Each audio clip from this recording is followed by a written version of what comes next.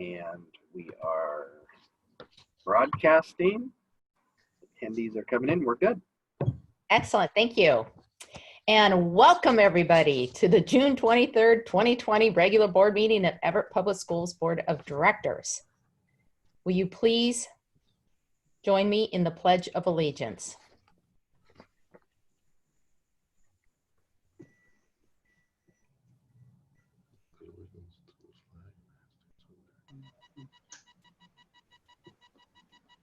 I pledge allegiance to the flag of the United States of America. Okay. I pledge Allegiance to to the the flag of of the United United States of America, States of America, and to the republic for which it stands, one one nation, nation, under God, God, indivisible, indivisible, with liberty liberty and justice for all. Thank you. And will the secretary please call the roll? President Mason, Present. Vice President Lassane,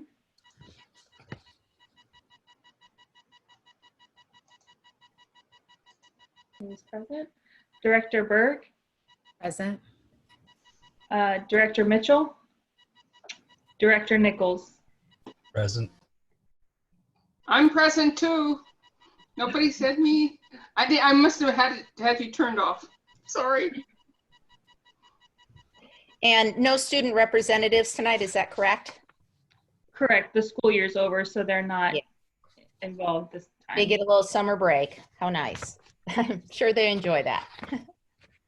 Okay, first item of business, as usual, is the adoption of the agenda. Dr. Salzman, may you please introduce this afternoon's agenda? Yes, thank you, Madam Chair, Board Directors, and the public. Tonight's agenda contains the following: the superintendent's report, 7 for board comments, 7 for public comments, 7 for routine business, 7 for strategic progress monitoring, 7 for new business, and upcoming agenda items. Since publishing the agenda, no changes have been made. The board may elect to change the order of business, but majority of vote of the members. Thank you. Thank you. Is there a motion to adopt the agenda? So moved. Is there a second? Second. It has been moved by Director Lassane to adopt the agenda and seconded by Director Berg. Is there any discussion? Hearing none, we will move to a vote. All those in favor say aye. Aye. Aye. Aye. All those opposed, no. The agenda is adopted. Thank you. Section 5.0 is a time for recognition, and unfortunately, this afternoon, we do not have any recognitions. So we will move to the superintendent's report. Dr. Salzman. Thank you, Madam Chair. Good evening, everybody. First of all, last Friday, school was let out for the school year, and nobody predicted what kind of school year we would have had once the virus hit and so forth. So I want to take this time to thank our parents, our community, our teachers, our staff, and our student body for just your hard work, dedication, and support of the school system in these changing times. Everybody was outstanding, and it takes everybody to get things done for our children. So I want to compliment everybody for that. I also want to share that equity doesn't stop. Equity continues every day, and we will continue to work on equity in our school system. I also want to share with our students and public that I'm going to encourage everybody to read a book this summer, or 2, or 3, or 4, or 5. So there's not a summer slide. Reading is so important, and make it enjoyable. And that's what summer's all about. And finally, in closing, I encourage everybody to stay healthy during this time, follow the guidelines that are still with us, and try in some way to enjoy the summer weather. A year ago, I arrived during this time and didn't know what 4:30 rains would be like in November, December, and January. But what a beautiful day in Western Washington. and try to get outside and try somehow to reconnect. I've been walking around my neighborhood and just seeing folks and just saying hi, which I wasn't able to do for many, many months. So I want summer to be a recharge, however you make it a recharge. And again, from the bottom of my heart, thank you to everybody. Thank you. Those are many of my same sentiments as well. We'll move to board comments, and I think go ahead and just raise a hand if you have something you'd like to share as it relates to, or a comment you'd like to share as it relates to district business.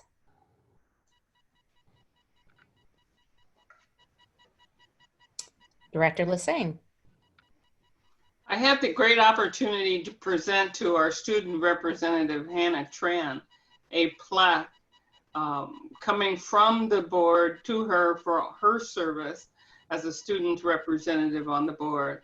And I must say she was very, very excited and surprised that she received it. And I on behalf of the board, I did tell her how we appreciated her time here on the board very much, and that we expected a lot from her because we expect her to be the change of the future wherever she goes. She is going to be going to the University of Washington here and in Seattle, and she's staying home during this time while she goes to school. We had the opportunity to talk with her beside her mother. So she knows that her mother isn't going to be doing her laundry, but she is, even though she's going to the university. So she is looking forward to that. And we, on behalf of the board, we told her that we expected great things from her, and we know that she will truly succeed in whatever she does. Thank you. I actually taught my son how to fold a t-shirt today. It was just an awesome experience. Getting all these last things in before they go off to college. Let's see, Director Byrd, do you have anything to share this afternoon? Yeah, I just wanted to say congratulations to all the graduates like Hannah Tran. I had the opportunity to participate in one of the graduation parades, and it was so much fun. Like, no one quite knew what to expect, and it was all this new normal. And by the end of it, I mean, it just brought the whole community together, the graduates in their cars. It went slow enough so you could actually see and wave. And I talked to a couple of graduates. Like, it was perfect. And numerous community members who were out there with me, and as I walked back to my house, said, we got to do this every year. Like, it's a great way to celebrate the students. It's a great way to see their families. A lot of them had mom or dad or grandma, grandpa driving. It was just great. So I just want to say congratulations to all those graduates that I was able to see, and the ones that I wasn't at the different high schools. Just it's been incredible. Lastly, I just want to say thank you to all the students that are participating in marches and rallies and protests across not only Everett, but across this region. I know a lot of our students are even going out to Seattle, and it's just, it's powerful. Protest is a way to make your voice heard, and I'm happy that our students are engaging in this in a peaceful way. And so I just want to encourage them through the summer to absolutely don't let a summer slide happen, but get out there and make your voice heard. And thank you for reaching out to us as directors and making us just better in what we do. And I just want to emphasize, continue to do it. You know, we're constantly learning, we're evolving, and we support you 100%. But just thank you to all the students, because this is why we're all here. So thanks. Agreed. Thank you. Director Nichols, do you have anything to share? Yeah, so I'm going to echo a lot of April's comments, but the one thing that I will point out is I'm encouraging all of our family members to participate in the survey that's coming out about next year's academic formats, seeing what options we have. We really want you all to engage with us. It's going to be very important for us to have that feedback so that we know what you're expecting. We can help either meet or manage those expectations. And the last thing I'll leave you with is just because things are starting to calm down in the media and online doesn't mean that Black lives don't still matter. They still matter. So please keep up everything that you're doing in order to pursue equity in our community. Thank you. Thank you. I want to echo a lot of what has already been said. I want to congratulate everyone especially Kathy Reeves and Dr. Salzman for their work on the graduation ceremonies and everyone else who participated in that. I think, Dr. Lancaster, were you part of that? Yeah. You know, it's interesting because we have these expectations about what a ceremony should look like, how it should be, you know, the party I was going to throw, all that kind of stuff. And of course, that all got turned upside down. And I have to tell you, the graduation ceremony was great. For, you know, the limitations that we had, it could not have been better. The teachers were out in force, encouraging the kids. There was just a lot of support. I think the kids missed being with their buddies was probably the hardest part. But even the next day, we had a little outside, socially responsible, distant gathering with just immediate family. And it was maybe more awesome because it was just really the core people that mattered in my son's life. So there's always kind of a little bright spot and a lot of learning I think we can do every time I turn around and I feel disappointed that we're missing something or something's not there. You guys did a great job of being able to provide that special moment. And then the community that has rallied around our students to put up signs, balloons. It's just been really cool. And then I just want to say congratulations at the end of the school year. Woo! You did it, you made it. Who knows what next year is going to look like, but I know it's been challenging for a lot of us. I can't think of any person I know that has not been challenged by the virus and the limitations that it's placed on us. And yet most of you put some of that aside and stepped up to help our students and their families. So thank you for that. And I think we have a little more of that coming next year. And then lastly, to Dr. Salzman's notes, I hope you all take an opportunity to relax and decompress a little bit and spend some time doing something different and enjoyable, something that you really choose to do. And I don't know if you all heard, but at 3 o'clock today, Governor Inslee announced that the entire state of Washington will now be required to wear masks. So apparently our virus is still spiking a little bit, and to control it, we're all going to be required to, unless you can properly socially or physically distance, I guess is what we're saying now. So it's going to be a whole new world out there. Okay, with that, we are going to move to public comments, section 8.0. And who is helping with public comments this afternoon? So there are no public comments today. We've received none. Great, thank you so much, Jamie. That takes us to our consent agenda. And Dr. Salzman, may you please introduce our consent agenda? Yes, Madam Chair and board directors and the public. The board's consent agenda includes repetitive business items such as meeting minutes, personnel actions, expense vouchers, surplus lists, gifts, grants, and recurring contracts. Sometimes it includes items that occur less frequently but are of routine business nature. These items are usually reviewed by the board in the Friday report, 1 or more weeks before the board meeting. This gives directors time to ask staff questions or consider discussion about the policy implications of those items. The board votes on a consent agenda in a single motion. By its definition, a consent agenda is not debatable. In the case of this consent agenda this evening, the Superintendent's office received no questions or comments regarding these items. The consent agenda is presented as published for board approval. Thank you. Thank you. Is there a motion to approve the consent agenda? Move to approve. Thank you. Is there a second? Okay, it's been moved and seconded to approve the consent agenda. Does any director wish to remove an item from the consent agenda and place it in the new business section of the agenda? Hearing nothing, we will move to the vote. All those in favor to approve the consent agenda, say aye. Aye. Aye. All those opposed, say no. The motion carries and the consent agenda is adopted or approved.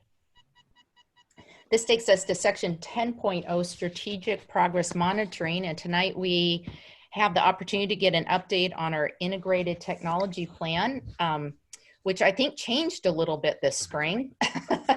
There were a few new additions and changes. So I'm going to hand it over to Brian Beckley and his team to walk us through it. Yes, good afternoon. We are excited to join you for our annual report on the status of the Integrated Technology Plan. And I'm joined, as I've been in the past, with Joanne Budewig, the Director of Learning Management Services, Ken Toyne, the Director of Information and Network Services, and Scott Jenkins, our Director of Customer and Technology Services. All year, and especially during COVID, we express gratitude for the areas of the district working together with us to advance the Integrated Tech Plan. And we have seen this year more than ever how all aspects of the district can be engaged in this work. I also want to make sure you guys can see the screen. I probably should have asked that. Everybody can see the presentation good? Yes, okay. We also express our deep appreciation for our community for supporting the 2016 capital levy in support of technology. We are grateful for the vision of this board several years ago to move our district towards one-to-one. Without this significant financial investment, the work we've done leading up to March 2020 and what we've been able to accomplish since moving to a remote status would have been a much greater challenge. Since the adoption of the Integrated Tech Plan in 2016, we have come before this board to share our progress on the plans for the upcoming year. And that is still part of this presentation, but with the unprecedented events of the past few months, we have adjusted what we will share with you this afternoon. And you're going to hear about the work leading up to remote learning that helped us move to working and learning remotely. But we're also sharing the actions we took to serve the needs during distance learning and the revisions to the plan based on what we learned during this COVID pandemic. The Integrated Tech Plan has been integrated in the strategic plan annually, and as we will share, is connected to the 4 pillars of climate, culture, systems, and instruction. Cross section of our strategic plan you can see present with the Integrated Tech Plan. And these are the goals of the Integrated Technology Plan based on the National EdTech Plan. And you'll see reference throughout the presentation, the icon connected to the piece that we are sharing. So I'd like to start a little bit with just telling a quick story about our new normal. Learning for all has been the focus. Everyone has developed a capacity to use technology like never before in our organization. Here you see office meetings that have taken place over the last few weeks. People who have not traditionally been able to deepen their technology skills have maximized this time to remote status to learn. This is our new normal, where people have the confidence and understanding of how to utilize technology to continue their own learning as well as remain connected to their coworkers across the district. One office manager shared in one of these meetings that she said, "I have learned a great tool for inter-office polling with the option of reaching staff quickly, and definitely something I plan to use on the next few days and weeks." So we had staff learn and apply immediately what they were learning in this environment. So very, very exciting work taking place across the district. Go ahead, Scott. Okay. This is an OSPI report about internet activity from September through June. Leading up to remote status in March, we've been focused on building up the capacity of our network. As we enter remote status, our internal network utilization dropped significantly, as you can see. But learning and operations continue. In the coming slides, we are going to share how we were able to accomplish this. What is really amazing is that we continue to operate and engage our students while they're outside the network. This is the idea of a borderless network, only possible with the enhancements we already had in place. Our infrastructure work has been to assure all levels of our system provide equitable access to a robust and comprehensive environment needed for quality teaching, learning, and operations. As you can see here, some of the things we did to get ready, we prepared with the one-to-one computers, we increased Chromebooks at the non-one-to-one schools, we made sure there was on-site support if needed, using a ticketing system to ensure those service requests for all were needed and nothing fell through the cracks. It really was getting ready for the job.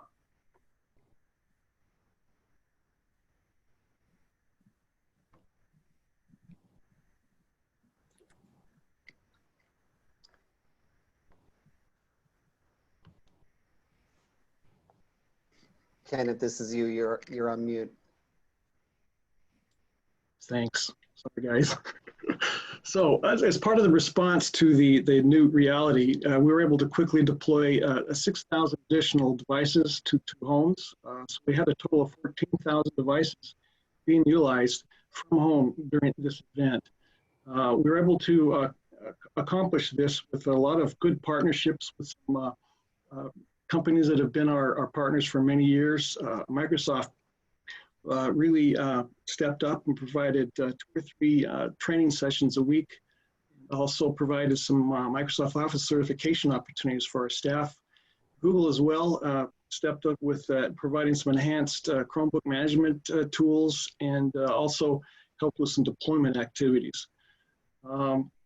We're also, during this time, able to quickly roll out a secure access to many of our central core systems like financial systems, student systems, HR, in a way that individuals at home will be able to work as if they were in the office with the same tools and the same environment.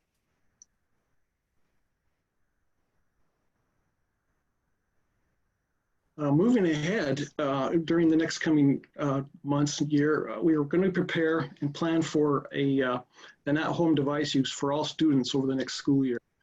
We don't know what the actual picture will look like, but we're going to be prepared to have that in place. We're going to continue to transition to our cloud-based network services and online collaboration and learning tools. Part of the work we've been doing up to now, again, with the help of the Tech Levy, 2016, was to transition a lot of our network services from inside the network to outside in anticipation of this borderless network that we've talked about. And as a part of that, we're going to continue to deploy new network management tools, cybersecurity, productive enhancements focused on this borderless network access model that we're working toward. Brian? Thank you, Ken. So outreach is a goal area that supports 2 of our pillars of culture and climate, and involves stakeholders, including families, strategic partners in the community, to have opportunities to learn about, provide feedback, and partner with the district on technology. There were several examples this year of outreach to our families. We added a parent view in the elementary gradebook, as well as the Canvas parent app and online access, which went live just prior to remote learning on March 2nd. This year, we have been partnering with the Communications Office in establishing website standards and a review of the district and school sites, and we expanded the information on the integration of technology and resources for students for staff on the website. We rolled out online enrollment this year for all students starting in March. Our plan also included making hotspots available for our secondary one-to-one schools, which up to March 2020 were the only schools that had student take-home devices. But once we went 100% distance learning in March, we quickly ramped up our hotspot outreach from 500 at the secondary one-to-one schools to 900 K-12 with our partner T-Mobile. We added a parent tech self-help page on our website that included parents being able to submit a help desk trouble ticket, as well as frequently asked questions. It had also included notices and updates, a self-service troubleshooting tool as well.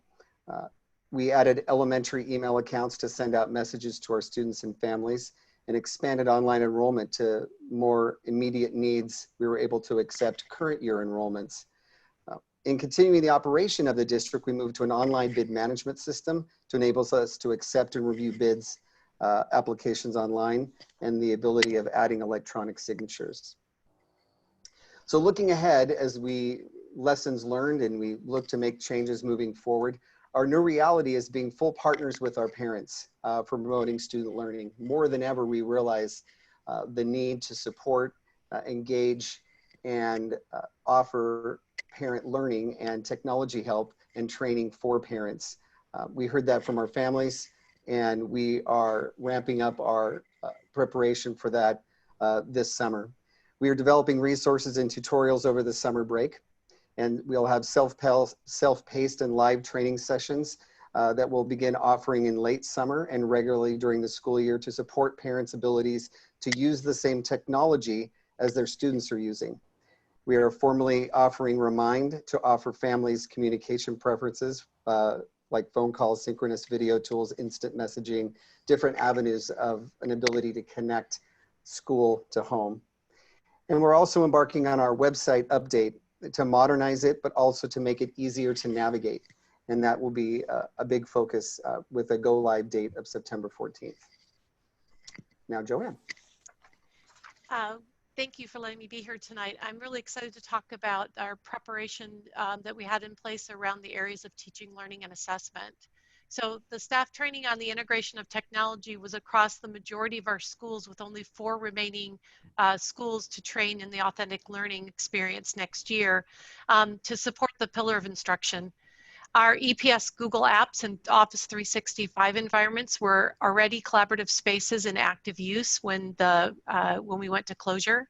We had already course delivery set up in Canvas, where it was fully rostered for anyone who chose to start using it the next day that we went to the closure.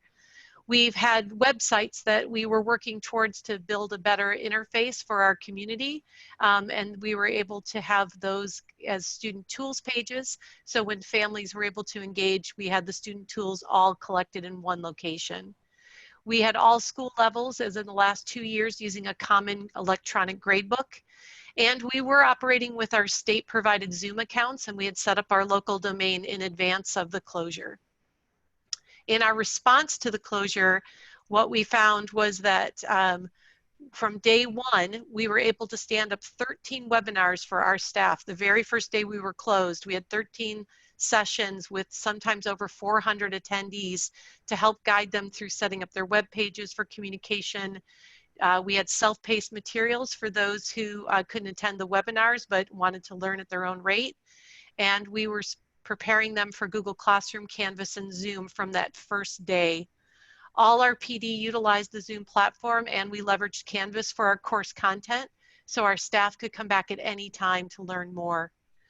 We had work already underway on the website, and we've continued to use those pages for our primary spaces for Q&As and web forms, as well as having our parents be able to go to one page and select their grade level from that one page that would afford them some guidance and activities and lessons. We were able to leverage the integration of data to have teachers use familiar tools like the gradebook when it came time to document and track learning engagement. And our data coordinator built out customized views for us, so we knew instantly which students, after the teachers had reported, had not been engaged, and we could target our outreach to those families immediately. We continued our connection to state groups so we could modify our transcript. We restructured our progress reports so we could give narrative feedback to our families. We had in-house professional development leadership that could support Google Classroom, Canvas, Zoom, and a myriad of other tools that came into use at this time. We were able to set up our staff to be certified Google educators or Microsoft Innovative Educators, and we were able to support them in this learning and guidance. We had 20 courses with over 4,000 seats filled by teachers as our students. If you look at our graphics in our Google Classroom use, it's easy to see where closure started. As you see, the orange is the teachers and then the student use. Google Classroom is a very simplistic structure for our course management system. So teachers who were not already engaged in some kind of classroom course management tool were able to step up and start in that.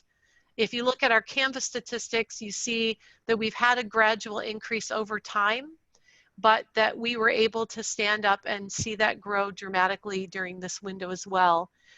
Some areas of significance is when we look at online discussion boards, which contributed to peer-to-peer interactions.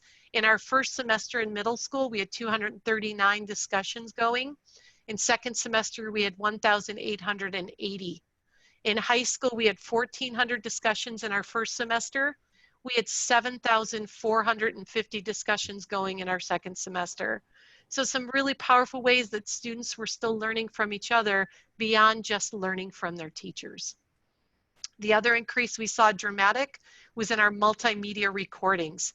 In our high school, we moved from 301 video content to 1,549 over the closure. So we really saw our teachers starting to leverage the tools to do outreach to their students. What's probably most significant is what we've learned for our revision of our plan. Student engagement is created and enhanced by the involvement of the 3 key players now, the staff, the students, but also our parents. We want to know, we have learned that this is more than tools. Our professional learning is focusing on how instruction is blended. It works in a blended and a remote environment. This is a permanent change for us. Our students always need to be able to leverage technology when in front of us for any time that they need to be away from us to continue learning. We are restructuring to help better understand as educators how online means you still need to be visible to your class, but how are you visible? Through those discussion posts, announcements, or assignment feedback. That overall engagement can come into self-scoring tools. Classmates could coach each other in discussion environments and provide feedback on work. We want to effectively leverage our online live interactions, explicitly help our teachers teach online routines and etiquette, to understand co-teaching and how to balance content instruction and interaction coaching. We want to help them see how even working with small groups can be effective in an online environment. And lastly, part of our response, if you'll advance the slide, Brian, is that our students really need to interact in that multimedia way with visualizations, that they're able to produce as well as consume tutorials in video and audio responses, and the tools required to help build those relationships. What we found is video feedback is really effective in connecting with learners, so it's not only written interpretation. And those are areas that we see in our growth with professional learning for our teachers. Thank you. Thank you, Joanne. So the last goal area of leadership in the work we had been engaged in during the school year in our implementation meetings with our 7 secondary schools that had gone one-to-one this year. We had implementation meetings either weekly, bi-weekly, or monthly, depending on the site, of how to support them with the instruction piece of integrating technology, but also the structural deployment of devices. We also were engaged in the instructional review process, and as the development of the action plans took place and we had a role in that, we wanted to make sure to step up as needed based on those action steps. And that was a great opportunity for us. Shared instructional technology professional learning was through various different district leadership team meetings, and we were engaged with our operational folks in operational department head meetings as well. Once COVID happened, we were still engaged with our district leadership team group, and those leaders, the content of our meetings changed a little bit based on the focus of those meetings and what the needs were, but we continued to make that connection and engaged in planning meetings with the different principals when they were having their Zoom staff meetings about making sure staff were supported, and as principals asked us to be part of that, we were happy to step in and help out. We partnering with teaching and learning and curriculum directors in planning summer school, for example. It's a completely online delivery, so we wanted to make sure that was an engagement we did in the response to COVID and planning for this upcoming summer and the utilization of using Canvas as that platform.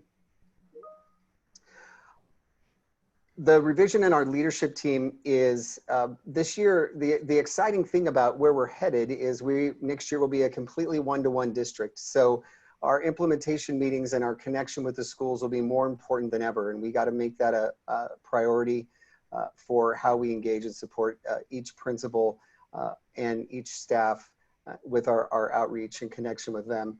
And that's going to take multiple formats, as we've shown. It could be live, it could be on Zoom. There's various methods of outreach that we are more comfortable with now, and working in partnership with them to further strengthen those 4 pillars and redefine our system as borderless and learn the lessons from what we've during this experience of remote learning of our next version of the integrated technology plan. We will be spending time this year engaged with our leadership team on the next version of the integrated tech plan and future levy opportunities and what that would look like. So moving forward, it's, you know, a big changes occurred over these last few months, and we have seen more than ever how essential technology is to our mission. It has been amazing to see our staff across the district fully engaged in how to leverage technology and we're going to build on this momentum. To support district systems, we'll continue to transition to that borderless environment we've spoke of. We understand that our climate and culture are going to have to be shaped in a virtual space. We want to be able to prepare our teachers and staff that there could be a situation where we're meeting students for the first time in the fall virtually. And how can we extend our culture to make it visible in those virtual spaces. We understand the importance of engaging all learners through instruction and the equity that it provides to give all students access to the internet, but also access to a device. And so that will continue to be part of our work moving forward, that whatever people have and need to engage all learners, they have to support that instructional pillar and the climate of our district. So we're really excited to take this next step and expand on where we ended this school year moving forward. And now we are available for questions. Thank you so much for that information and presentation. That was a big lift for you and your team this year. A lot of changes. I have a quick question. I was going to ask about, this might be a Joanne question, but course management tools. Some of the feedback I got was around the variety that we have offered staff and parents to utilize. And yet it has also created challenges, I think, for students and family in terms of one teacher uses one, another teacher uses, especially at the secondary level, where there's not as much consistency. How do we approach that and manage through that, where we want the flexibility, but we also want some consistency for our families?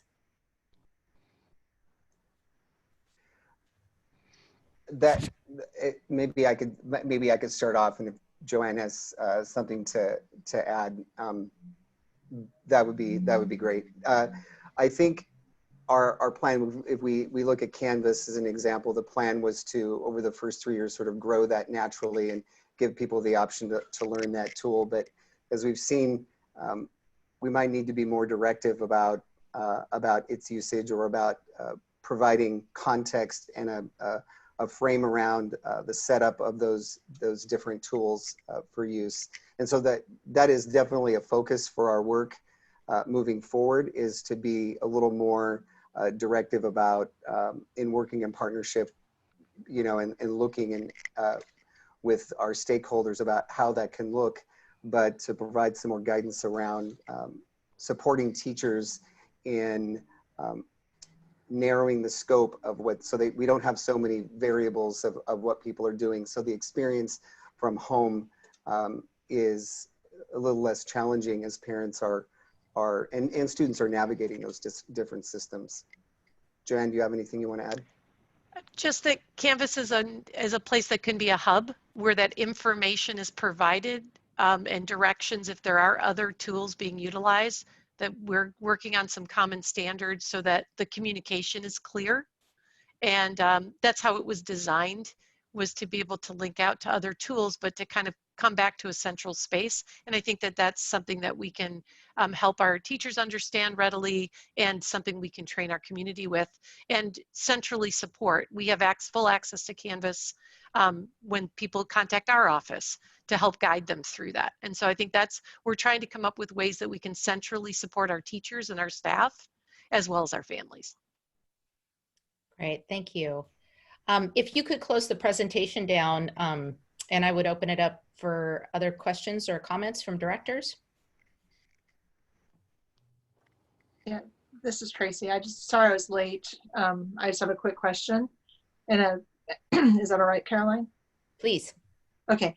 I just want to again thank the IT team for their heavy lift and this great presentation. I was able to listen to it. Sorry you couldn't see me. I was driving, but I was driving safely. My question, because I did have to communicate early, and this goes along sort of with Caroline's and some questions about the website changes, is that sort of every teacher has their websites built a little differently. And so like the Canvas links and things like that, like my daughter did have some challenges getting into some of her classes. we still don't know what classrooms will look like next year, but are we standardizing some of those teacher websites or processes so that the kids and everybody will know exactly where to find everything? Joanne, can you step in on this one? Absolutely. So yes, we are working diligently. We actually just completed an assessment on our website and got the advice of our vendor as we're making our transition to a more modern interface, but also on those standards and those templates. And so that's a big push for our website focus. We are also redesigning our blueprint courses for Canvas, where we have sort of a standard landing page with some core concepts that we're coaching our teachers to put their information on that will help guide the students right when they land in the courses. So we're working on those templates. It's something in Canvas we can push out to every classroom as a starting place for our teachers to support them. And then the website itself will be coached. We actually just had our first web editor, new web editor training for our staff. So that will be something that's a focal point over our summer and into the fall. Okay, and then a second question, depending on what the school year looks like next year, and maybe this isn't something that we have the answer to, but some feedback I've heard too is sort of that 1 hour of Zoom for like, especially the elementary school kids. I was really appreciative that I could see Kirsten Judd's class, but then sort of how are we helping and supporting the parents throughout the day when it comes to teaching and learning? And maybe that is outside of the IT question. But it is, if we have to stay virtual, will those Zoom sessions be longer, or is that still to be determined and outside of this discussion today? Well, yeah, I would say that would still need to be determined, but we want to make sure that we support the parents in whatever they would need. A big focus of our work has been really wanting to have our outreach and support for parents, as they are an integral partner in what we're doing. And so we want to make sure that they are being heard and that we are listening and that we are making adjustments based on their need.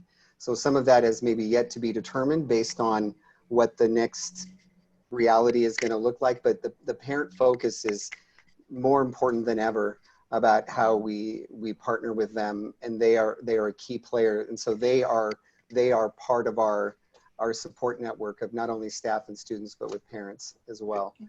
If I could add one thing, Director Mitchell, for Brian to answer. Brian, what are we doing now for the parents so the board and the public knows? What are we doing now for the parents?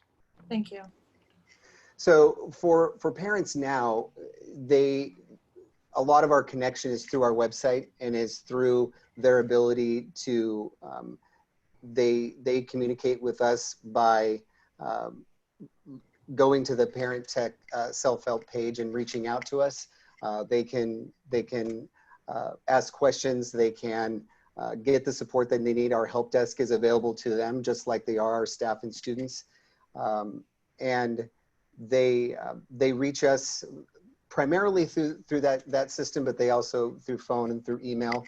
We connect them with Who Knew It is one of our tools that has tutorials that we can connect them to about how they can get support, about learning what our district tools do and how they can support that, and providing opportunities and learning, connecting them to the learning that they have access to support their students at home. And I think that's, we have to expand that moving forward about learning what those district tools are. And deepen their knowledge of those moving forward as well. I hope that answered your question. So go ahead, Director Berg. Sorry, I just jumped in. I should have asked to recognize. No. Okay. So I wanted to thank everyone for that presentation, and Brian, I know you and your team have had just a huge heavy lift at this point, and so just thank you for everything you've done. I just want to echo my fellow directors. The feedback I'm getting from so many parents is just that consistency, and I know especially early on, right? So they looking at it from that middle school perspective of having a middle schooler having to function in Zoom, Khan Academy, Google Classroom. There might have been maybe Canvas class.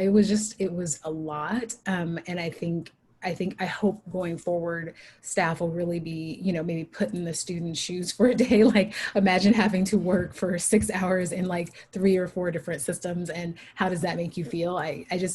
I can't say enough. The consistency is going to be huge if we have to go back to full-time virtual learning. But my one question had to do with the computers. It sounds like kiddos are going to be able to keep those if they want till August 3rd. And so is it, at that point, are they just giving them back to get cleaned? And then at what point will they get them returned back to them? The collection on August 3rd is to essentially get them back and wipe them, for lack of, physically clean them and electronically clean them as well, to get them ready for the next school year. So we would then turn around in a relatively short period of time and have those ready for deployment in whatever format will be ready to have those, whatever that our format is in the fall. But the 2-week turnaround or 3-week, whatever it might be, we'll get those devices ready to be deployed back to those schools. And my last question was just about the hotspots. That's amazing that you've given out 900 hotspots. Are those also going to get returned, cleaned, and given back on the August 3rd date as well? Okay. Oh wait, you're muted, sorry. Those would be returned. I went the opposite direction. Those would be returned, and then we would get them ready to redeploy. And if we need to get more, we'll get more. Okay, perfect. Thank you. I'd like to Go ahead. I'd like to commend Brian, Ken, Scott, Joanne. You guys, in such a short period of time, you were able to come online quickly, have professional developments ready for our teachers so that they can come on quickly. And you did an awesome job getting the computers out. I mean, I came up to the school district office, and I was able to watch how parents were driving through getting their laptops for their kids. I'd like to commend you all for such a quick job that you did in these trying times. Thank you very much. And we have no idea what it's going to look like in the next couple of months and getting back to schools. We just don't know, but it sounds like you're ready, and I think I commend you on being ready.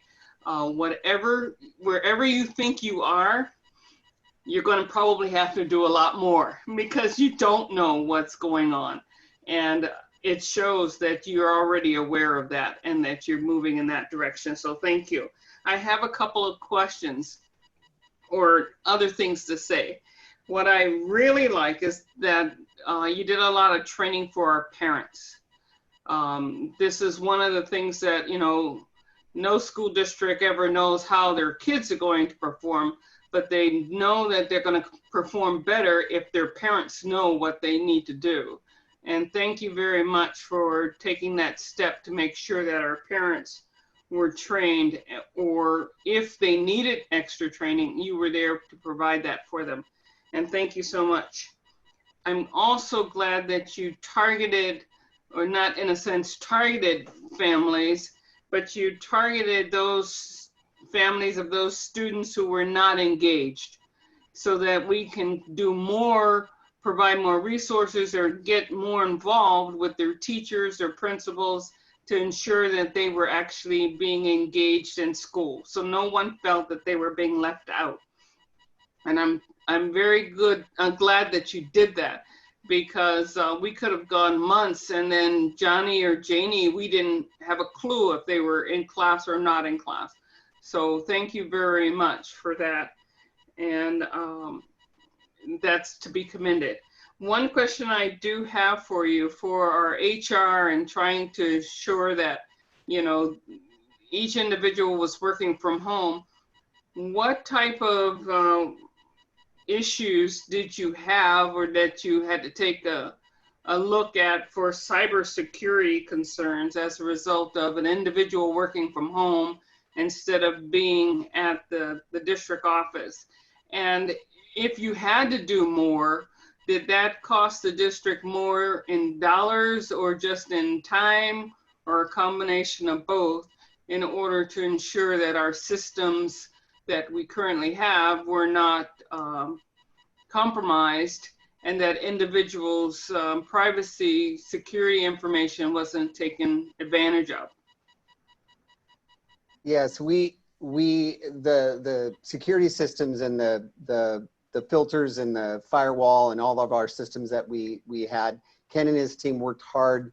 You heard him mention the VPN network about staff being able to work as if they were at home. We made sure before we rolled that out that it was going to be within the safety, even though it was remote, that they would have the same security measures in place that as if they were within the network.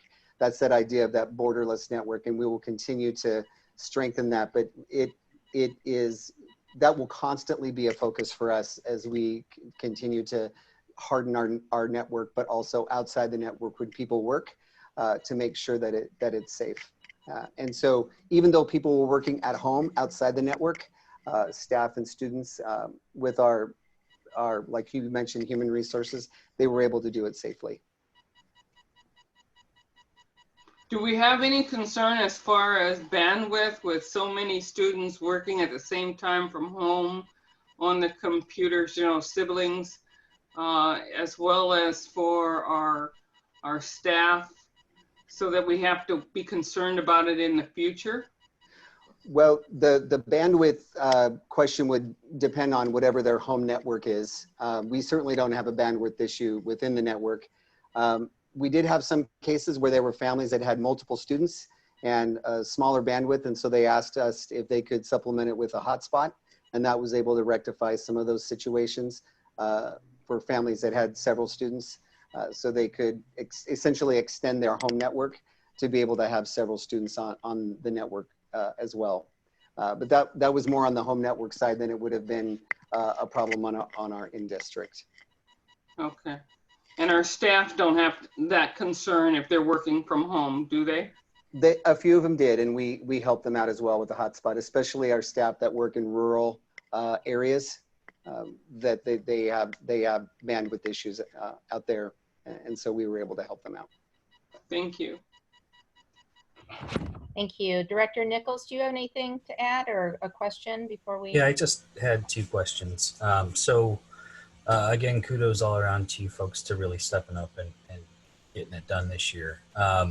Were there any challenges that you encountered that were outside of the sheer volume of work that needed to be done and that were particularly surprising for you? Did you find anything surprising during this process? And then my follow-up question is, do you have at this point any specific asks for the board or self? Is there any way that you need support that you're not currently getting, things like that? Well, I'll start with the second question, and that is we've felt a tremendous amount of support from this board and from this community and from our leadership team, and so we are really appreciative of the board and the leadership of our superintendent. The thing that has been so helpful for us is Dr. Saltzman has been someone who's been able to help us by sort of giving us a look into what we need to be prepared for. That connection to what's on the horizon has always been very helpful for us to be able to prepare as best we can, and really appreciate the board's support with that. And so probably the ask would be just continue that support. If I was to, the things that are surprising of what I would say is the willingness and the amazing teachers we have about people that were willing and stretched themselves with technology. They really pushed themselves beyond what they thought they were capable of.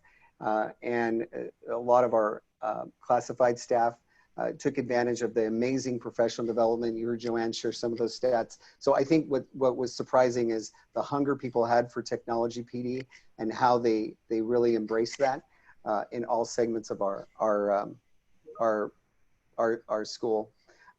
Probably looking forward, thinking about our next levy would be something we would continue to think forward on support for looking ahead for that next opportunity.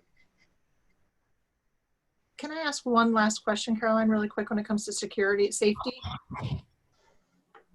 Yes. Okay, so the classroom that I did witness, especially with all of our the recent issues, that one of the children did give themselves a very inappropriate name, because you can name yourself on Zoom. The only thing I thought to do is take a picture of it and send it to Ian. The child's name got fixed pretty quickly, so I appreciate Dr. Saltzman doing that. But how are we preventing some of the issues when it comes to security and safety and for kids naming themselves bad things, maybe having something bad in their room, is whatever their virtual classroom is? You know, again, I might be asking a question that's bigger than this conversation, but it is. And even some parents at the beginning getting some of the chat, having some racist comments in some of the chats. I'm just wondering that's, and I might have missed that at the very beginning of the talk, but.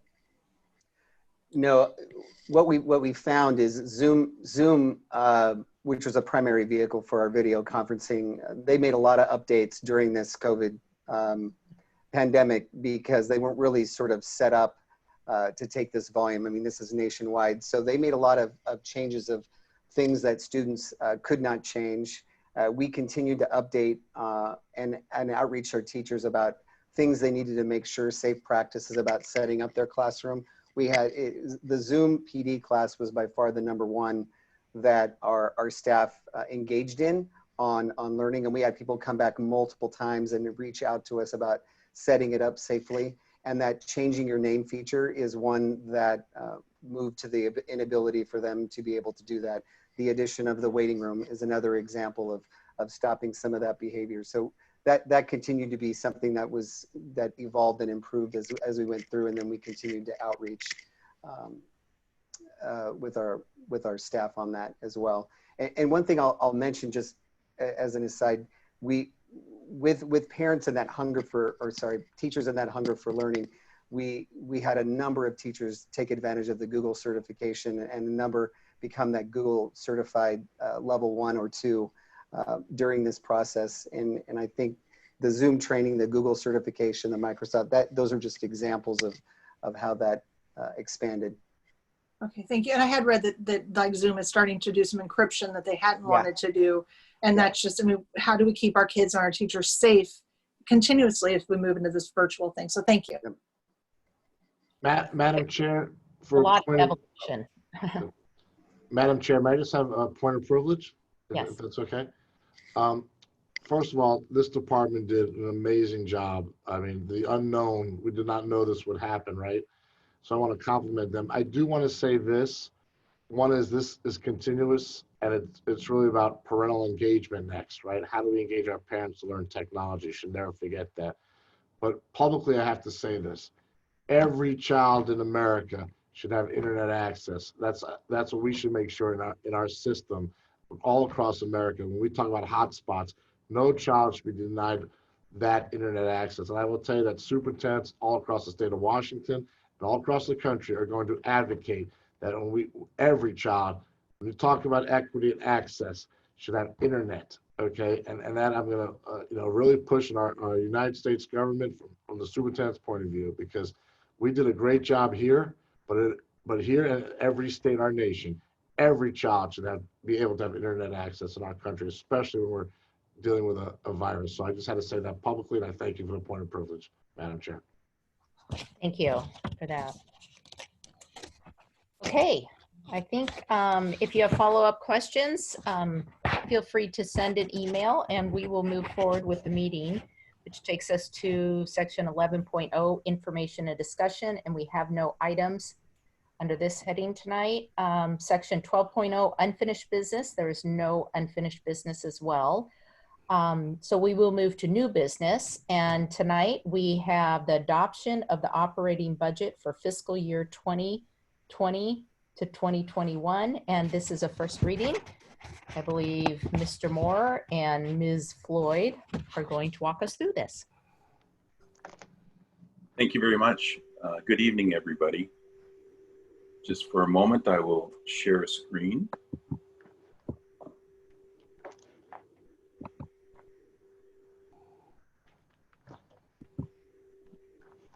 return to the beginning.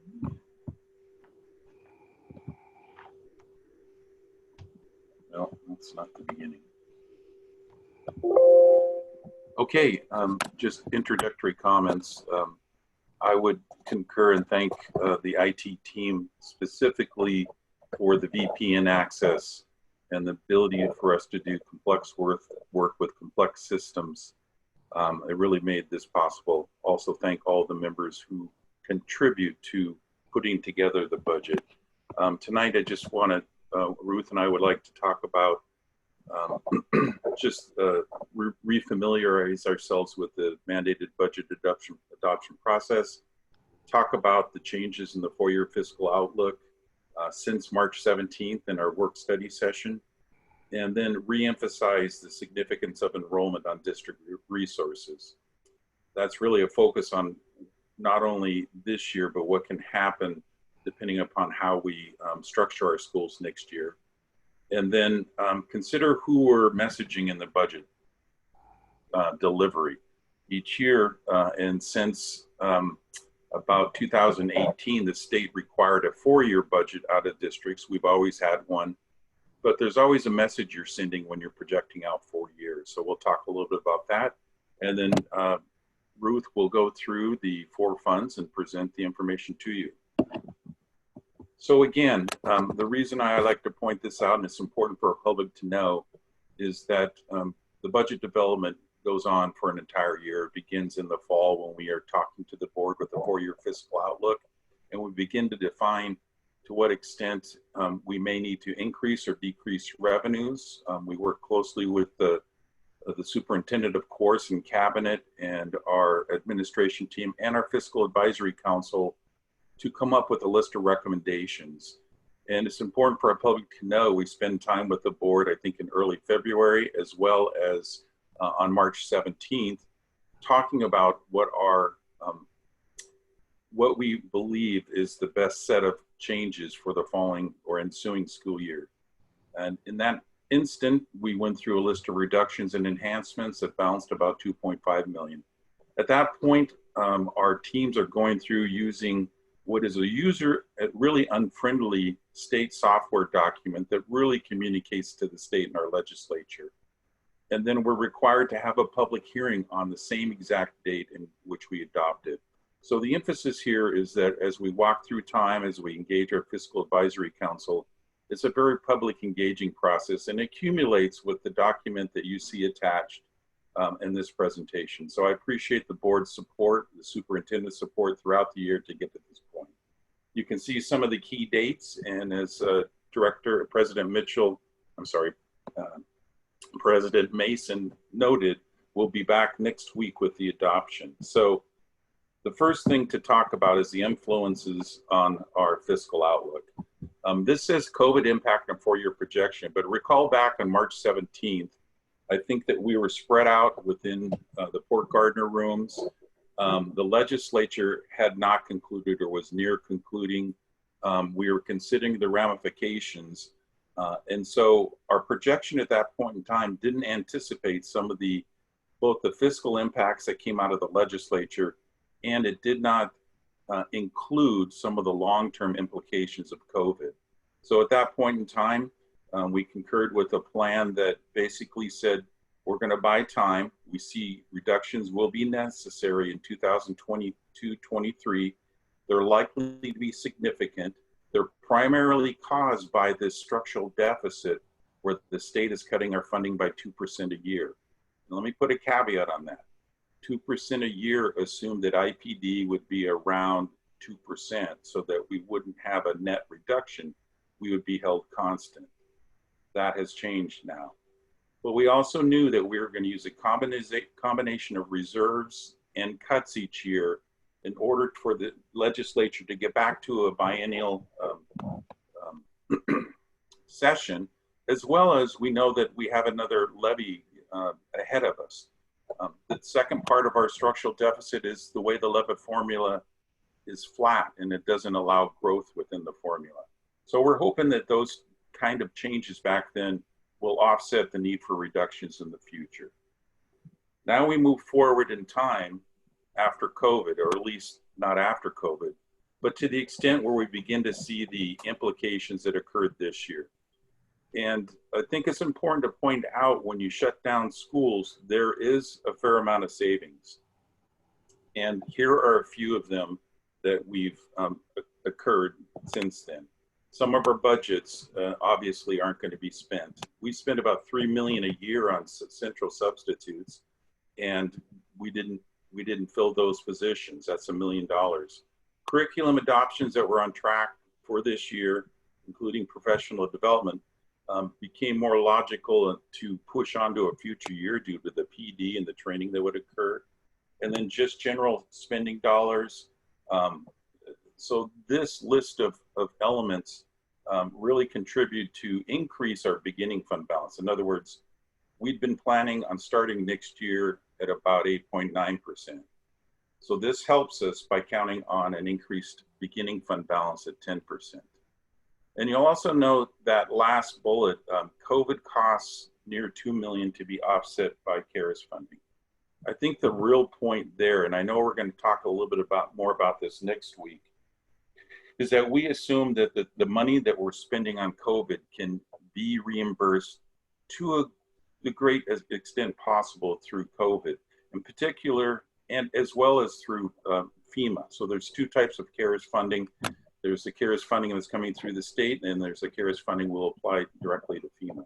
So this projection, we knew that we could have those covers costs, and we still believe that to be true. We'll get into a little bit more of that in a minute. So on the other hand of the ledger, when you look at things that were impactful, legislature didn't address special ed, it didn't address some of the funding mechanisms. They also made a rule change that hurt us in our transportation funding. If you recall, a few years ago, when McCleary created the full investment in salaries in 1 year, with districts that have contracted busing like us, they gave us a lump sum of resource that we had held in reserves and weren't able to spend it over that particular year. They made a rule change that said any carryover that year would be deducted from next year's revenues. So that simple action for districts like Seattle and Everett hurt us by $3.4 million. We've received a number of high needs students, contract students, and they've joined us this year. And so when you annualize that and look at the special education costs, they're up a couple million. And then, as I mentioned, we know that levy collections are down. And while some districts are assuming somewhere between 95 and 98%, we're assuming that levy collections will be down to 97%. And then the IPD that had been predicted by the state dropped to 1.6%, or from 1.9 to 1.6. I'll talk about that in a moment too. So you can see that there's a number of things that then counteracted what our projection is for next year. So the next slide really indicates that difference. So you can see the blue line now is saying we're going to start the year at a 10% fund balance, but given all of these circumstances, we anticipating spending down to 6% in the first year, in next year. And what that means is that those deeper cuts that we thought were in 21, 22, 22, 23 have now moved back to 21, 22, which means in essence, we begin to plan for more major cuts this fall. The other thing you'll notice here is, unlike in the past with the trailing line going down, we're showing that at this point in time, our fiscal stewardship, we will adhere to a 6% ending fund balance. And you'll see that in the budget document in the fine details. But in essence, rather than showing plummeting resources, and I think this next, I'll explain that in a minute as well, we're really focusing on who the message is for as we go out into the future with that long range plan. So what can help our fiscal outlook? A rapidly recovered economy. If Dr. Fauci is correct and we're find some solutions and together we're stronger, that would be a wonderful thing. I think we all would agree. It would be really helpful if the state would freeze a regionalization phase out until after the economic impact and continue it at a later year. But we have several things that can hurt us. Right now, we're feeling pretty good about the CARES funding from the state and our ability to use it flexibly. But we're equally concerned about what the state and legislature did in 2009 with the ARA funds. They, in essence, lowered our apportionment, our monthly payments by an equal amount. So in essence, they supplanted it. While we received the funding, the net effect was zero.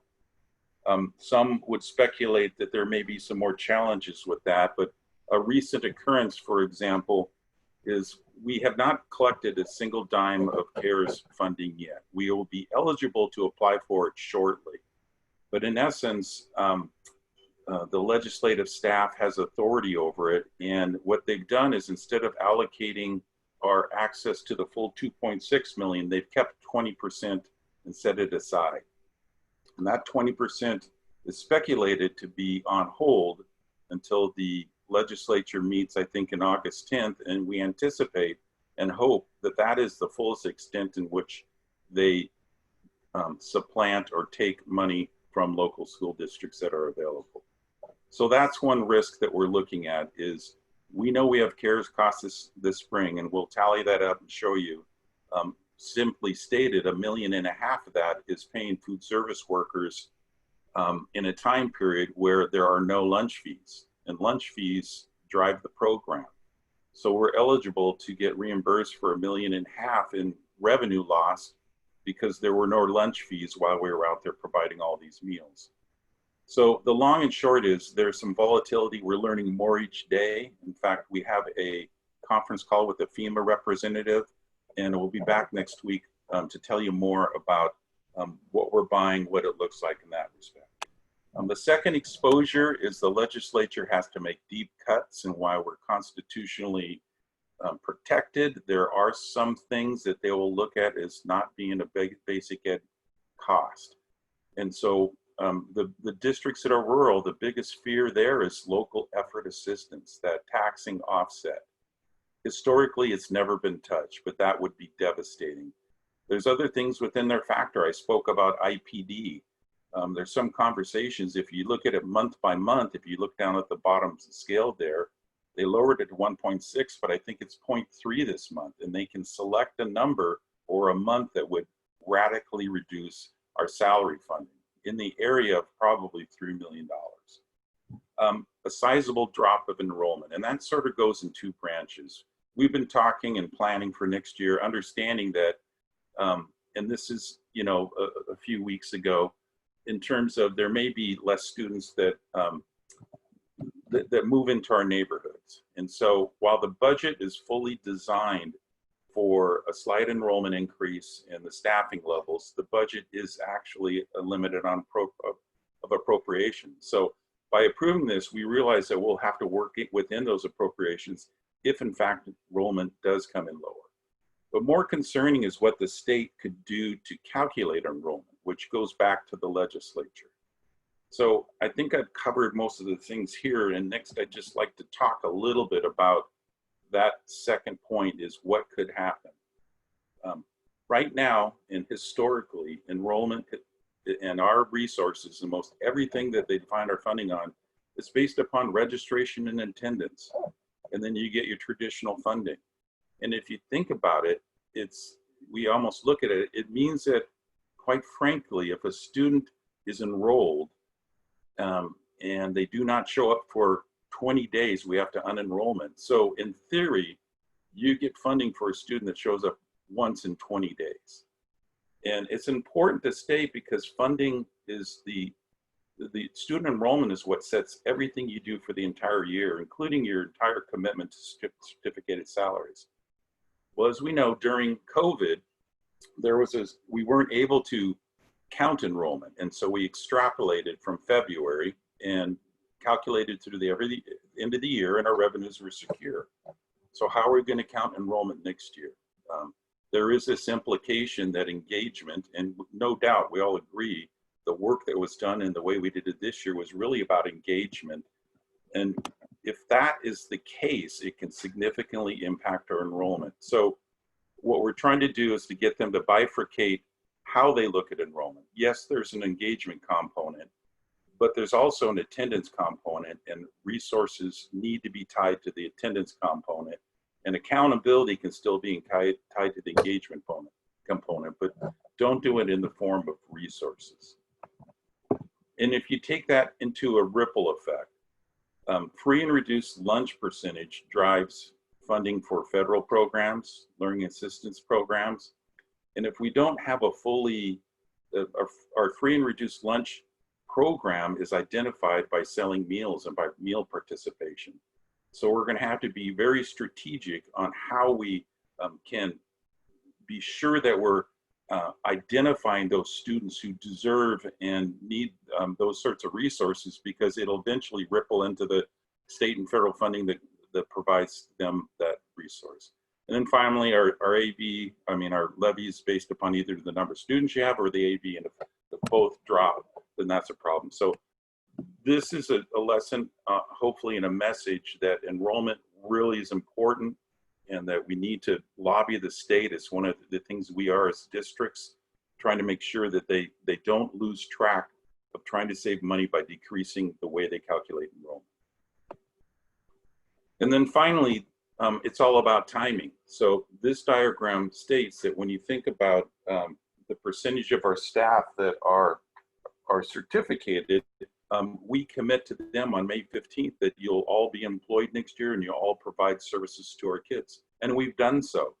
So to create the leverages for the legislature to decrease our funding through enrollment or through basic education cuts, we have commitments in place until the end of the year, and they should not, and hopefully they will not. And our message as a leadership and as a board is, we'll work it out next year, but don't create circumstances that impact our budget. Almost sounds like a legislative priorities presentation, but we're kind of full press all year on that from this point forward. And so lastly, I mentioned the messaging, and the audience, when we met, and Dr. Saltzman was, I don't know if you're on the call, but definitely I know that we've talked about how what we wanted to represent with the diagram on the left is not letting the legislature believe that it was good for public instruction not to fulfill the intent of McCleary. And when we would talk to the rating agencies in our interview calls, we made those statements, and they held confidence in us that that's a fact. We know now that the legislature is thinking the opposite, and that we're not trying to influence them to provide more funding. However, we do need to show through this diagram, and we knew that in the past, that when it comes down to it, the districts will cut. We won't go into bankruptcy. We won't go into binding conditions. And so this is just showing that the messaging is really now to show our rating agencies and our constituents that we are committed to make good fiscal decisions going forward. So that's a lot of background, and I'm going to turn over to Ruth. But before I do that, I just wanted to field any questions or comments. I have a question. I'll start. I am surprised there's no savings in transportation, because we weren't running buses for months on end. How come that does not appear in the savings slide, and then yet we have a 3.4 million cut due to formula change? Can you address that? Yes. There is some savings in fuel. The equipment is still there. The staff were still on salaries. And the savings really occurred. So if you think about it, the savings is not in to-from transportation. The savings occurred on the list in MSOC. So we get funded by the state for to-from transportation. When it comes to athletics and activities, the schools pay for them out of their resources. So the savings showed up in the other areas. Does that make sense? Yeah. Okay. Thank you. I was just surprised it wasn't greater, but I understand. May I ask a question? Sorry. This is probably, because the state doesn't have the money, potentially because of what I keep hearing about their deficits, and even though we have McCleary, are we hearing anything that they're going to push this back onto the local levies and just say we can't even fulfill McCleary? If you want the money, you have to go out to your local community, and we're going to lift that lid again like they did 10 years ago or so? I mean, if the state doesn't have any money, we're in a rock and a hard place, and you might not be able to answer that at all. I will just say that the common belief is that McCleary put a much greater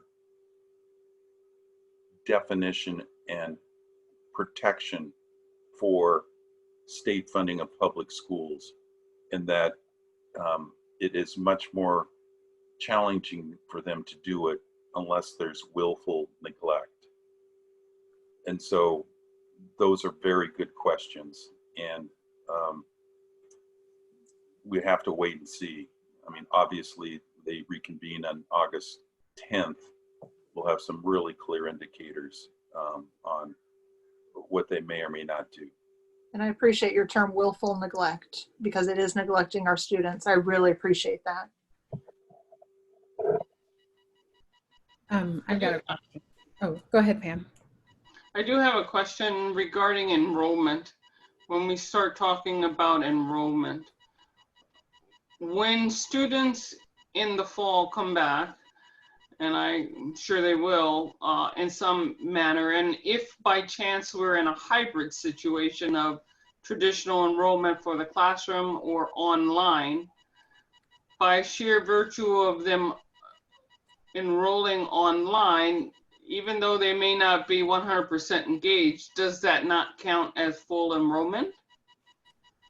That's certainly what we're arguing.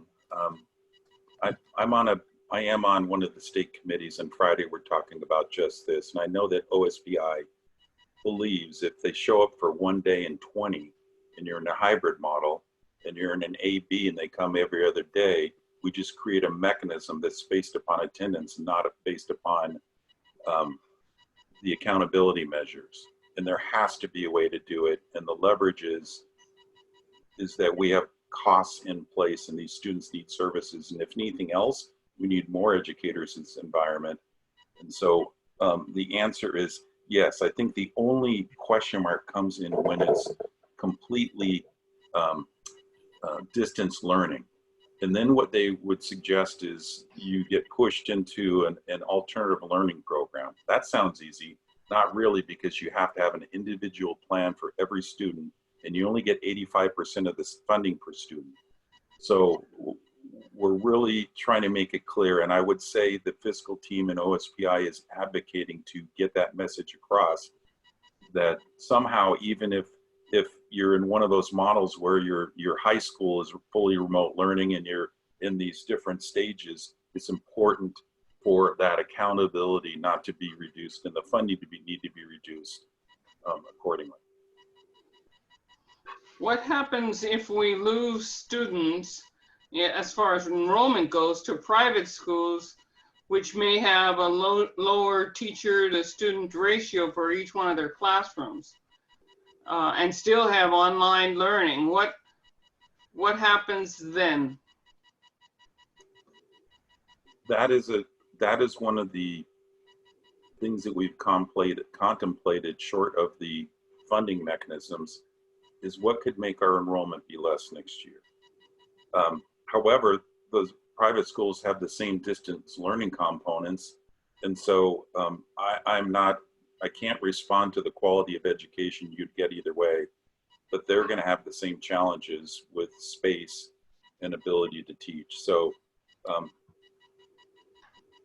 I can't respond beyond the fact that I understand. Thank you. We're under Dr. Salzman. I mean, he's been through a hurricane, and so we've got some good plans about thinking about every aspect, and those certainly are some of the things we're talking about, Director Lassine. I just have a couple of questions. So Jeff, the CARES money that we're getting, is it about 2.6 million? I mean, I know the 80% is. Yeah, 2.633 million. Yeah, okay, so it's the same chart. Just making sure I was looking at the same numbers. And so that 80%, my understanding is it's coming with the July apportionment, but is there still, like, the way you sounded hesitant, like you had to do an application process? I thought they were just gonna give us 80% of what CARES allocated at that point. No. Okay. We have access to it and we apply for it amount of grants, and then we'll have until July 15th and then August 15th, and it's supposed to extend into the following school year where we can apply and access that amount. So it's allocated to us. Normally you'd say it's a guaranteed allocation, but legislatively we're uncertain. And then I guess my other question is just around enrollment, kind of like Director Lissens was saying about how the projections, are we gonna do, I know we have an outside consultant that does our enrollment projections. Are we gonna employ them to kind of give us a COVID view of what enrollment might look like? Well, we did have an update. Several districts use that consultant, and we also compare or project short term. Karen Buckman in the budget office works with principals, so we have kind of a dual next year projection. And so when we looked at that, we said there's some risks associated with the kids showing up because they had to move to a lower cost area. Some kids could go to private school. The magnitude of what may happen next year keeps growing, and so we haven't rehired him in that circumstance. And I don't think there's a lot of historical data that that would contribute to a different outcome. We're prepared for that, and we have resources. Fortunately, we spent all those years building our fund balance for the perfect storm. And people talk about a rainy day fund. If this isn't a rainy day, we have to guard it. And we're being diligent. So. And I guess my last point on that is, so with the private schools and that being a potential, the one big difference that they're, touting to parents is that consistency factor. Right now, our kiddos are potentially looking at multiple ways of, connecting and getting in their classrooms, and Zoom and Google and Khan and all these. So I think the more consistency we bring into that, the better story we have for folks looking at what they want to do with their kids for next year. And I guess with that work group, it'd be interesting because I've done the WSLP thing for like 9 years with my kiddos with a parent partnership, and that's weekly contact. Like, so it doesn't make sense if we would go to something like that in terms of engagement metrics, because with WSLPs, you need actually weekly face-to-face contact, not just the once in every 20 days. So I guess as that progresses, just keeping us updated would be good, because it just feels like everything we're drinking from a fire hose in terms of what's out there. And so it'd be interesting if they'd even think about going to that as far as trying to figuring out enrollment and connection. So, but thank you for this. You're welcome. Yeah, I will switch into kind of the nuts and bolts and numbers, and I'm not sure we had an opportunity to have Director Nichols weigh in if he had. I apologize. I very much apologize. Oh, no, please go ahead. Yeah, go ahead. Okay, thank you. And feel free to jump in, directors, because I can't see everyone when the screen's up, so. Okay, I apologize, Director Nichols. I lost track. Okay, now I'll turn it over to Ruth. Good evening, everyone. I'd like to talk with you about our 5 funds, more of the numbers of it. And first we go through general fund in a little bit more detail. Our May 1920 fund balance projection informs the September 1st beginning balance for 2021. And as Jeff described earlier, that we expect that to be about 10% of our 1920 expenditures, up from 8.9%. And for our enrollment, go ahead, next slide, Jeff. And then here, this is just a standard year-to-year budget comparison from budgeted 1920 revenues and expenditures fund balance to our 2021 budget. And you might notice grants and categorical carryovers have decreased, and that's because the restrictions have gone down, most of it due to our 18-19 transportation carryover is no longer restricted at the beginning of this coming year.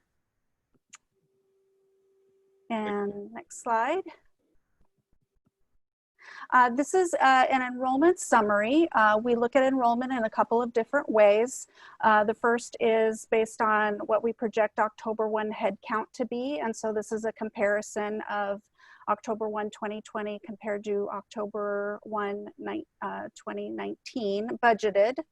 And as Jeff mentioned earlier, we are providing the capacity in the budget for a slight increase.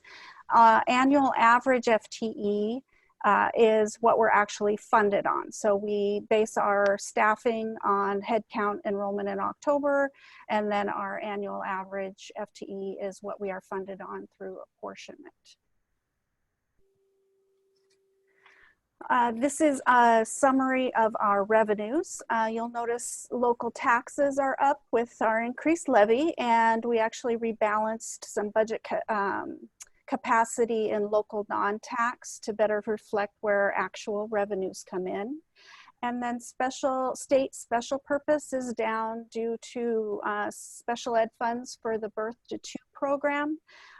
Moving to the state, and so they get the revenue.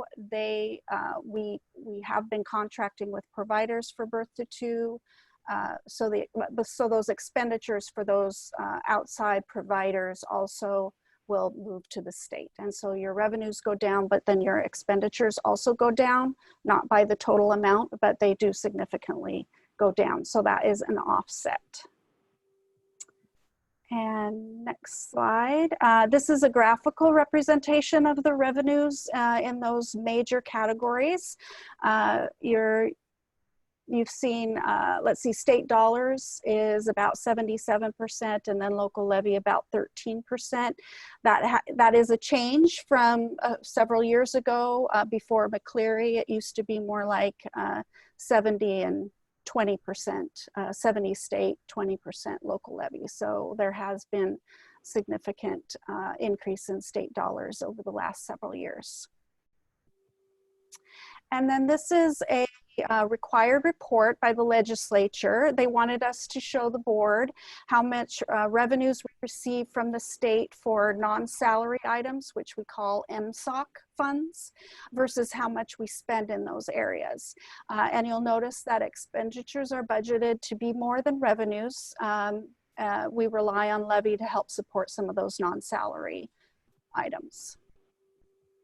And next. This is one way to look at our expenditures on a very summary level. It's called a program summary. And you'll notice the categories, pretty much across the board went up proportionately. The exception is federal special education, our IDEA federal special ed grant did go down some. However, the expenditures didn't go away, and so those moved up into state special education. And then this is the graphical representation of those program expenditures, most of which, as you can see, is basic ed. This is a more detailed program comparison. So it's getting down to actual program line items. And you'll notice that program 22, which I mentioned earlier, that's what we call, well, the state calls infants and toddlers, what we call the Birth to Two program, that actually moved to the state. So all of those expenditures are zeroed out for the 2021 budget. A portion of them, though, did move up into state special education, along with the federal, the portion of salaries that were paid with the federal, because the grant went down, we had to also move those up into program 21. Then the next slide, these are mostly grants. Compensatory is what the state calls, what we call categorical funds. And so it's your LAP and your title programs. And then nothing out of the ordinary there. That's pretty much in line with the prior year. And then slide 25. This is showing you our community service areas as well as our support services area, and you'll notice that the spend for pupil transportation has dropped, and that's because we had budgeted capacity to spend the large 18-19 carryover in transportation, and but 2021 brings those expenditures back down more in line with a typical year.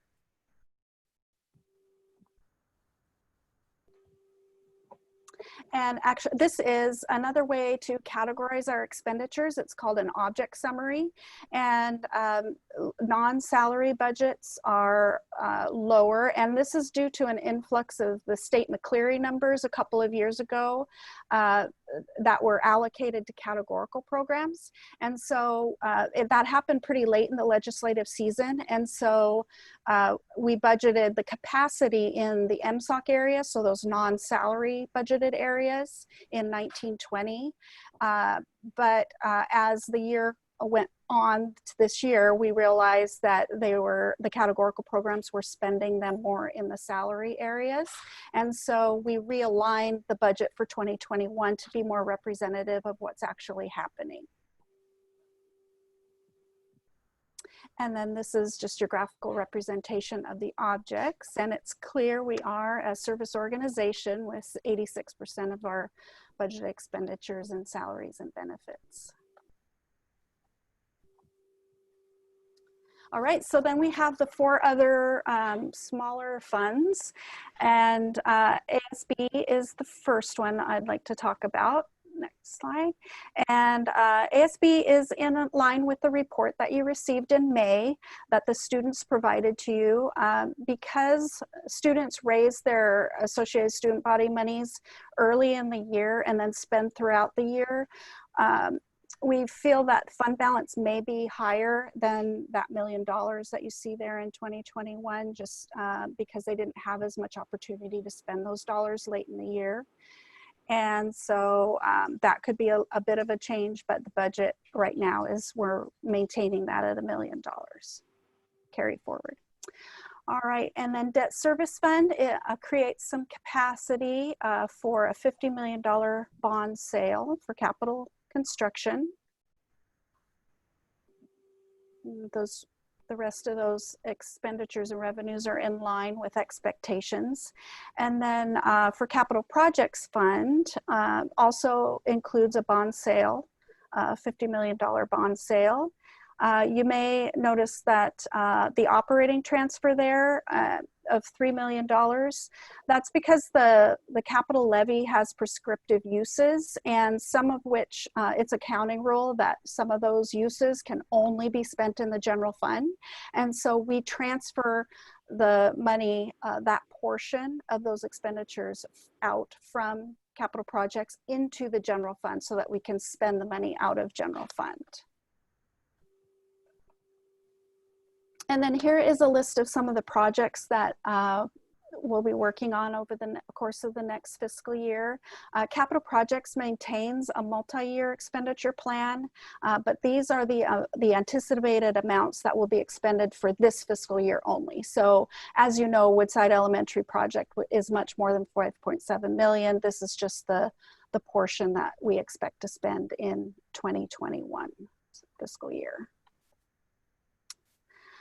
And then Transportation Vehicle Fund, our smallest fund here, we have with the revenues we get in August for our depreciation from the state, we anticipate having enough to purchase up to 4 buses next year, depending on the schedule in which transportation needs those to be put into service. And that is the last fund. I am happy to answer questions. Jeff and I are happy to answer questions.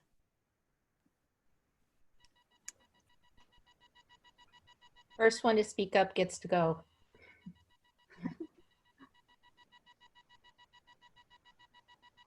I have one question for you, Ruth. Yes. If we could go, I'm not quite sure because the page numbers were cut off. So at the bottom, it's either page 24 or 23. Yes, I noticed in the line 52, school improvement federal other grants under ESEA federal. And I noticed a difference, a very large difference from 1920 budget, which, you know, the half a year we didn't spend it, to the 2021, considering that if all things go well, I'm not quite sure. I would have expected it to be at least the same. Can you give me any idea why it's different and it's a lot less? It actually is resulting from a reduction in that particular grant, federal grant, in 1920. And so we get federal grant allocations later in the spring, sometimes after we've completed our budget. And so we anticipated getting $834,000 for that program in 1920, but there was a cut in that year. And so this year we actually got less. And so if you look at the what we actually spent for that program in 1920, it is fairly close to 2021. The other portion of that is that we had some carryover that was budgeted in 1920, and we've spent that carryover down. So we don't have that as a resource for next year. Okay. And then also going down to the bottom of the page, we budgeted a larger amount for summer school this year, 1920, because the year ends August 31st. Yes. Are you telling me that for next year, we're not anticipating as large of a summer school program? Not necessarily, and this is goes to the same thing with the school improvement program. We actually weren't spending that $508,000 this year. And so when you look at the actual spending, it was more in line with the $428,000. Oh, okay, I got it. It's adjusting the budget line item to be more in line with actuals. Now, since we have not, it has not yet happened for this year, and because we're in the whole COVID situation, what happens if we tend to spend more money this summer school program than we actually budgeted for? And it shows that we probably will have next year's summer school program, because we never seem to go backwards and do less. Suppose we end up spending a lot more during the summer for next year. Well, those are the things that we, you know, as the budget goes along, we always make those changes. I have a, you know, there are differences in every budget year in different programs. And so we make those changes and provide support in one area that needs it. And there may be some, you know, cuts that need to happen in another year, or we just manage that as we go throughout the year and as we find out what we need to do with a particular program. Thank you. Thank you very much. I guess I just would add, Director Liss, saying that one of the benefits of the instructional reviews and getting the input sooner really helps us to right-size those budget areas that are a priority for the district early on as we go through a reduction or addition process. So that would occur once we see the need for the program expansion through the instructional team. We would take that into consideration during that budget development process. Correct. Thank you. Is it okay if I talk? Sorry, I can't see everybody. Okay. So I had a question about summer school too. So just to be clear, summer school, that's just for, that money is being spent on credit recovery, because if it's not credit recovery, then parents are paying out of pocket.